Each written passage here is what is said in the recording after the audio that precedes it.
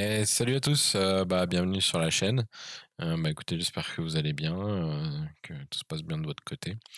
On se retrouve pour une nouvelle vidéo, concernant, toujours, sur le thème d'hier, en fait, concernant le graphène, l'oxyde de graphène. Je suis tombé sur cet article en faisant quelques recherches hier pour la vidéo d'hier et j'ai pas vu de personne faire plus d'articles que ça ou de recherches plus approfondies concernant, en fait, les masques, qui contiendraient du graphène ou de l'oxyde de graphène. Et du coup, je suis tombé sur cet article, donc je l'ai épluché et puis, après j'ai essayé de trouver d'autres informations concernant les masques et je vais vous les communiquer. J'ai trouvé 2 autres sites, derrière. Donc je vais vous les communiquer, après avoir, épluché ce premier article. Donc voilà, donc c'est un article qui vient de la clinique d'Ambérieu, ils reprennent une étude, en fait, vous allez voir, une étude en préprint. Donc ça concerne, les masques. Alors du coup on va attaquer. Alors c'est les EPI améliorés au graphène pour Covid-19. L'EPI, c'est équipement de protection individuelle. C'est, ce qu'ils donnent aux médecins et cetera, quoi.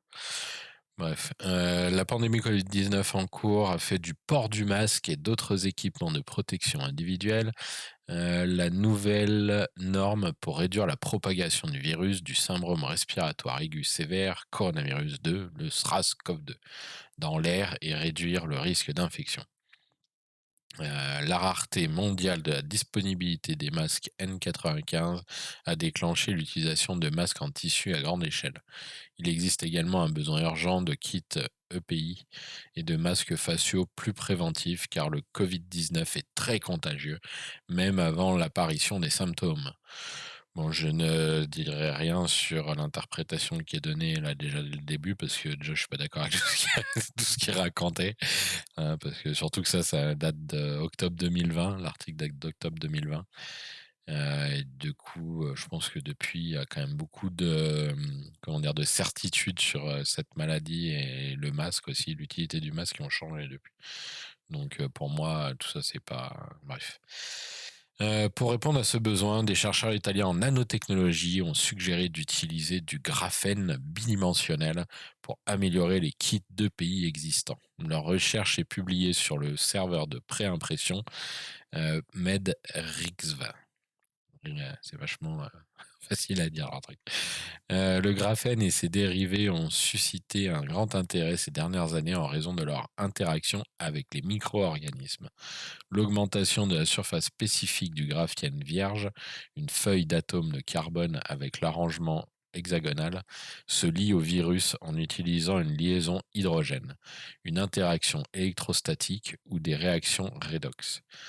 Interaction électrostatique, ça je pense que c'est quelque chose d'important à retenir aussi. La présence de groupes oxyde sur l'oxyde, de groupes oxygène sur l'oxyde de graphène rend la surface hydrophile et stimule l'interaction avec les molécules organiques. Les dérivés du graphène sont également capables de détruire la membrane SARS-CoV-2 par absorption de lipides chargés. Alors, la fonctionnalité du graphène, fonctionnalisation, pardon, du graphène. Les chercheurs ont d'abord étudié la capacité de l'oxyde de graphène, donc le symbole c'est Go, en solution à se lier et à piéger les particules virales du SRAS-CoV-2 en incubant 105 particules virales par millilitre avec des concentrations croissantes d'oxyde de graphène pendant 2 heures. Après l'incubation, les solutions ont été centrifugées et les surnageants ont été utilisés pour incuber les cellules Vero ATCC-CCL81 afin de mesurer l'infectivité du virus. L'incubation des particules virales du SRAS-CoV-2 en suspension avec l'oxyde de graphène a considérablement réduit l'infectivité virale, même à la concentration la plus faible de l'oxyde de graphène, 0,06 mg par millilitre, mais en témoigne une diminution de l'effet cytopathique du virus et une augmentation de la survie cellulaire. Donc là, quand on lit le truc, on se dit: «Ah bah tiens, ça peut être intéressant». Oui, effectivement, ça peut être intéressant. Mais le problème, c'est qu'en fait, ils testent simplement, l'interaction avec le virus, voir que ça diminue sa charge virale, l'infectivité du virus et cetera. Donc oui, je pense que c'est la charge virale, quand on parle d'infectivité. Hem, par contre, à aucun moment, ils recherchent le fait que ça peut avoir des interactions avec, d'autres cellules totalement saines dans notre corps, avec, les globules rouges aussi, ce genre de choses, quoi. Donc, ils sont gentils de tester ce genre de trucs, comment dire? Par incubation et cetera, en faisant ça dans leur laboratoire, mais après quand on applique ça au vivant, hein, des fois entre qu'on voit à une certaine échelle et en ciblant quelque chose de bien précis dans les labos, quand on l'applique à l'homme, après, ça se passe pas tout à fait de la même manière, donc bref. Alors, l'oxyde de graphène a également réduit de manière significative la charge des particules virales évaluées par marquage immunofluorescent avec un anticorps anti-SARS-CoV-2 spike protéine, donc la protéine spike, et une cytotoxicité cellulaire réduite telle que mesurée par la coloration au cristal violet et la libération de lactate déshydrogénase dans le surnageant. Ces données démontrent que l'oxyde de graphène soluble dans l'eau interagit avec les particules virales du SRAS-CoV-2 et réduit l'infectivité virale dans le modèle de virus vivant in vitro du SRAS-CoV-2. Ils ont découvert qu'une faible concentration d'oxyde de graphène en suspension réduisait les cellules d'invasion du virus. Alors là, c'est une partie qui est récupérée directement à l'intérieur de l'étude. C'est comment ils ont fait pour la faire, et cetera. Mais du coup, je vais pas la lire parce que c'est pas plus intéressant que ça de la mise en place, hein. Voilà. Puis après, voilà, si vous voulez chercher un peu plus, de toute façon, comme d'hab, je vous mettrai tous les liens en description. Et puis là, en bas de la page, il y a les informations concernant la préprint que vous pouvez retrouver en fait. Donc voilà. Alors, le piégeage du virus et la charge virale minimisée à l'aide d'oxyde de graphène empêchent l'entrée du virus SARS-CoV-2, pardon, qui suggère une application potentielle dans les kits de pays. Suite à cela, l'efficacité de la fonctionnalisation graphène et du matériel, des différents matériaux, pardon, PPE, à la fois en coton et en polyuréthane, a été étudiée. L'incorporation de graphène et d'oxyde de graphène dans les matériaux de coton et de polyuréthane lors de l'incubation de la suspension virale lorsqu'elle est incubée directement ou à travers un milieu filtré a contribué à une diminution remarquable de l'infectivité virale, ont déclaré les chercheurs. La recherche a également montré que la fonctionnalité du graphène et de l'oxyde de graphène réduisait également la propagation des bactéries après avoir comparé des matériaux de masques chirurgicaux standards avec les matériaux intégrés au graphène. Après avoir visualisé la fonctionnalisation des nanomatériaux sous microscope électronique à balayage sur des matériaux en coton et en polyuréthane, l'équipe estime que le graphène et l'oxyde de graphène sont des matériaux EPI très pertinents. Donc voilà, leur conclusion, c'est que utiliser, du graphène et de l'oxyde de graphène dans les masques, je sais pas du coup si ça peut être appliqué à autre chose. Si, comme ils parlent de système de filtration aussi, l'incorporer au système de filtration des salles, de chirurgie, ce genre de choses, je pense aussi. Hem, les chercheurs ont testé la capacité des cellules à survivre et à rester inchangées en présence de graphène et de matériaux d'oxyde de graphène. Ils ont découvert que le graphène et l'oxyde de graphène ne sont pas toxiques pour les cellules. Voilà, hein, ils disent: «Non, non, non, vous inquiétez pas, tout va bien, les cellules, ne le graphène, il va simplement aller se fixer sur les virus, mais par contre, il va pas attaquer les cellules saines». Sauf que des virus, je pense qu'on en a aussi un peu dans notre corps qui circulent, mais qui sont en partie, désactivés et du coup, quid de ces virus-là? Est-ce que l'oxyde de graphène va aller, comment dire? Les filtrer aussi, comment dire? Aller se fixer sur eux pour diminuer, la charge virale et cetera? Bref, moi je suis pas spécialisé dans tout ça, donc c'est des choses que je peux pas analyser, par moi-même, mais là, d'après eux, hein, d'après ce qu'ils disent, non, non, il y a rien de toxique. Mais bon, vous verrez, j'ai trouvé des informations qui vont pas vraiment dans ce sens-là après. Bref. Comme le virus SRAS-CoV-2 est connu pour être excrété par des patients infectieux, l'oxyde de graphène propose des applications prospectives dans les usines de traitement des eaux usées pour réduire la propagation du virus dans l'environnement. Alors là, c'est pareil, là, je tombe des nues quand je lis ce genre de phrase parce que donc ça veut dire quoi? Qu'ils vont aller balancer de l'oxyde de graphène dans dans les eaux usées pour, retenir le virus? Mais, comment dire? Est-ce que vous allez faire ça après avec tous les virus? Est-ce que vous allez faire, la même chose avec le virus de la grippe chaque année? Comment ça se passe en fait? Hein? C'est quand même, je veux dire, c'est quand même des trucs qui sont pas anodins d'aller, s'amuser comme ça à interagir avec, avec, les virus qui circulent, dans l'eau, dans l'air et cetera. On peut pas devenir dans un monde totalement hygiéniste, où, on doit faire la chasse à toutes les bactéries et à tous les virus qui ont un risque de nous infecter et qui même pas de nous tuer, hein, juste de nous infecter, hein, donc bref, c'est voilà. Est-ce qu'ils vont mettre des filtres justement comme je vous expliquais tout à l'heure, le système de filtration de l'air dans les salles d'opération? Peut-être que là, ils vont faire la même chose pour, filtrer, l'eau usée quand elle est déversée, dans l'environnement. Enfin bref, voilà. On va éviter de pas trop s'attarder là-dessus.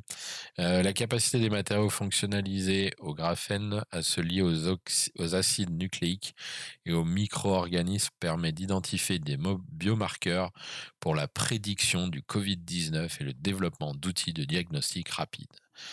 Ah, qu'est-ce qu'ils auraient fait s'ils n'avaient pas eu ce Covid-19, tous ces gens-là?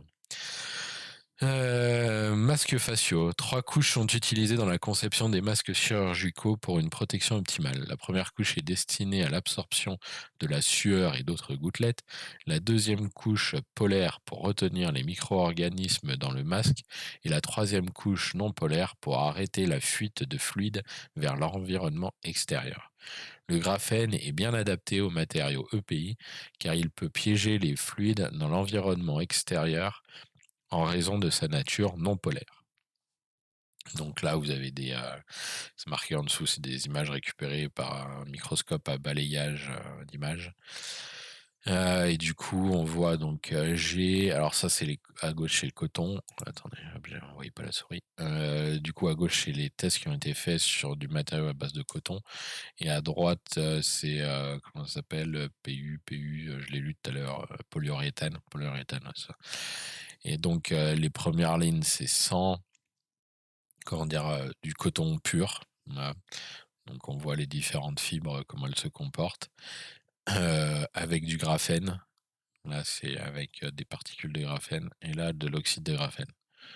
Voilà, donc on voit que les brins, bizarrement, on nous dit que ça filtre mieux, mais moi, je les vois moins serrés que sur le coton de base. Donc, je sais pas. Là, on voit qu'il y a des espèces de filaments entre les brins du coton. Donc est-ce que c'est ça qui fait office de filtration? Je sais pas trop. Et là, c'est pareil, on voit justement, alors c'est polyuréthane, donc ce qui est quand même assez, pour moi dérangeant, c'est que on voit donc, les fibres de polyuréthane comme là le coton. Par contre, là, si ça c'est du graphène, là, ce qui est entre les fibres et là de l'oxyde de graphène, j'ai pas l'impression que ce soit des trucs qui soient très, très, comment dire? Des choses qui sont justement très friables, en fait. Et comment dire? Vous verrez par rapport à l'article que j'ai trouvé, je pense qu'il y a quand même certaines interrogations à avoir sur ce genre de produit. Parce que, si c'est extrêmement friable et volatile, qui dit que quand on respire, on utilise ce genre de masque, on respire pas en permanence, des particules de graphène ou d'oxyde de graphène et bah, voilà qu'on les inhale quoi donc est-ce que notre corps, il va peut-être pas trop aimer justement d'avoir à inhaler ce genre de particules, quoi? Voilà, enfin bref. Donc voilà, bah, voilà, ça c'est ce qui en est ressorti de leur étude, hein, c'est une image qui est tirée de leur étude, quand ils ont fait les expériences sur les masques avec des cotons et en polyuréthane. Voilà donc vite fait la conclusion. Avec l'utilisation répandue de masques faciaux pendant la pandémie de Covid-19, les matériaux EPI fonctionnalisés au graphène peuvent aider à réduire la propagation du virus et à bloquer l'infection. La fonctionnalisation au graphène dans les matériaux EPI offre une large possibilité d'augmenter l'efficacité des masques faciaux, contribuant ainsi à la mission universelle d'arrêter la propagation du Covid-19. Ah là là. Le graphène et ses nanomatériaux associés offrent un potentiel significatif pour aider à lutter contre la pandémie mondiale, avec de nombreuses applications allant des kits EPI au traitement des eaux usées et aux nouvelles stratégies de diagnostic. Voilà, donc avis important. Medrix, non, mais ouais, Medrix, j'arrive pas à le dire, hein, c'est imprononçable ça. RXIV, Rive, Medrix, voilà, allez, ça ira bien. Publie des rapports scientifiques préliminaires qui ne sont pas examinés par des pairs et par conséquent ne doivent pas être considérés comme concluants. Orienter la pratique clinique, les comportements liés à la santé ou traiter comme des informations établies. Donc voilà, encore une fois, ce n'est, comme il le dit, c'est simplement une étude préliminaire qui n'a pas été examinée par les pairs. Après, depuis 2020, peut-être qu'elle a été examinée, j'ai pas plus recherché là-dessus. Mais j'espère que, qu'elle a été examinée et qu'elle a été démolie, parce que s'ils commencent à foutre du graphène dans tout et n'importe quoi, je crois qu'on est un peu dans la merde. Bref, du coup, voilà le premier article. Et du coup, qu'est-ce qu'on trouve sur Amazon? Ah, des bons petits masques, des masques à quoi? Au graphène. Donc voilà, ils expliquent, donc c'est une boîte de 50 masques, de graphène, qui utilise la technologie graphène, marqué en gros dessus, hein.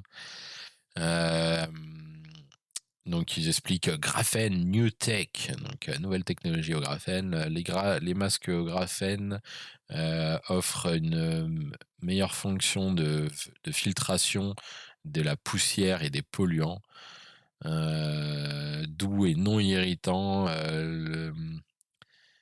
Vous pouvez, odeur. Ah oui, ça, je veux dire, il n'a pas d'odeur particulière, le masque.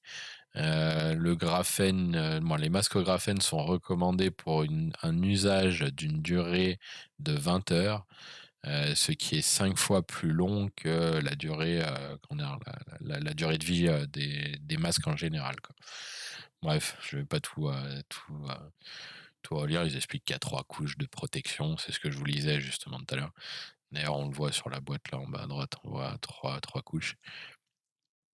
Et là, donc du coup, ils sont tout contents de mettre en avant, si vous regardez, ici là, graphène new tech, ils sont contents de dire que c'est une toute nouvelle technologie, hein, l'appareil. Graphène new tech avec, ce fameux, comment dire? Ce fameux maillage, qui est du graphène, l'oxyde de graphène aussi, je crois qu'il se comporte de la même manière. Et du coup, voilà, bref. Tout ça pour dire que les masses sont bien en vente, hein, sur la droite, vendus à 16,99 €, hein. Il en reste plus que 600 en stock apparemment. Donc voilà, donc là, on nous parle du fait que, là, l'étude que je vous ai dit, on vous dit: «Oui, peut-être que ça peut être utile» et cetera, et là, ils en vendent. Donc je pense que, soit il y en a, ils ont brûlé les étapes justement, de la certification, des matériaux, et ils ont direct produit, comment dire? Des masques à base de graphène. Soit, cette technologie a bien été validée, par des pairs. Est-ce que ces pairs ont été corrompus ou pas, hein? On se rappelle de l'étude dans le Lancet, avec le Lancet Gate contre l'hydroxychloroquine là. Et hem et du coup, voilà, est-ce que c'est des gens, corrompus qui ont encore une fois fait valider, une technologie qui risque d'être dangereuse pour l'être humain? On sait pas trop, quoi. Enfin bref. Donc voilà, donc si vous voulez des masques au graphène, ça existe, vous pouvez en acheter. J'ai pas regardé si on pouvait en trouver en France, mais apparemment ça existe, sur amazon.com.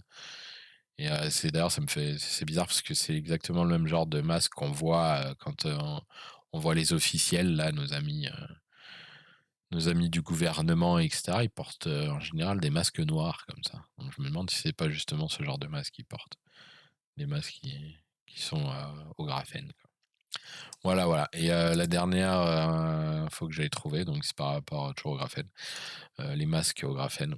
Et du coup, c'est un article de Fox News, qui relaie en fait, une information venant des autorités de santé canadiennes qui disent que, les gens de moi ils ne on ne devrait pas vendre des masques qui contiennent du graphène. Voilà, donc bon, par contre, j'ai pas pu la traduire directement sur le site, donc je me suis débrouillé autrement. Donc vous la verrez en anglais, mais je vais vous la lire en français, quoi. Voilà, donc les responsables canadiens, c'est ici que ça commence. Les responsables attendez, non, oui, si, c'est bien ça. Ouais, c'est bien ça, pardon. Excusez-moi. Donc, alors, les responsables canadiens de la santé ont émis un avertissement concernant les masques faciaux contenant du graphène ou du biographène, demandant un rappel par les distributeurs selon les rapports. Santé Canada a déclaré que le graphène est un nouveau nanomatériau qui aurait des propriétés antivirales et antibactériennes. Cependant, l'avis publié vendredi avertit qu'il existe un potentiel que les porteurs inhalent des particules de graphène provenant de certains masques. Donc c'est ce que je vous disais tout à l'heure par rapport aux images qu'on voyait avec le microscope là, électronique, on voyait bien que comment dire, ce qui avait été rajouté, donc le graphène, l'oxyde de graphène, ça avait l'air d'être quand même quelque chose d'assez volatile en fait sur les fibres donc du masque. Donc voilà, eux ils le disent hein, aussi, ils disent potentiellement les porteurs pourraient inhaler ce genre de particules, quoi. Une évaluation préliminaire a révélé que ces particules avaient un certain potentiel de provoquer une toxicité pulmonaire précoce pardon, chez les animaux. Donc voilà, il y a une étude qui a été faite sur les animaux, ils se sont rendus compte qu'il y avait un certain impact négatif sur eux. Le potentiel pour l'homme, cependant, est inconnu et peut varier en fonction de la conception du masque.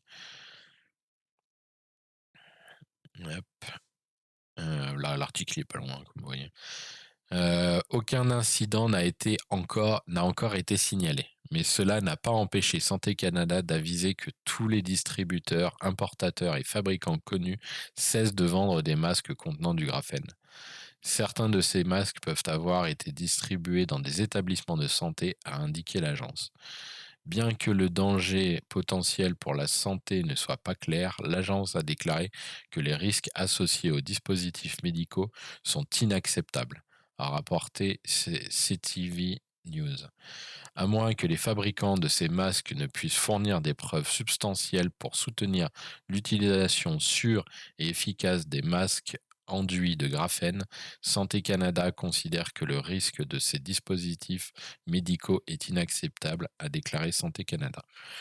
Santé Canada continue d'étudier les données et a demandé de plus amples renseignements aux fabricants afin de mieux évaluer les risques pour la santé. Cet article date du 4 avril de cette année. Voilà, donc je vous ai donné quand je vous ai apporté des informations en fait, qui sont contradictoires. En fait.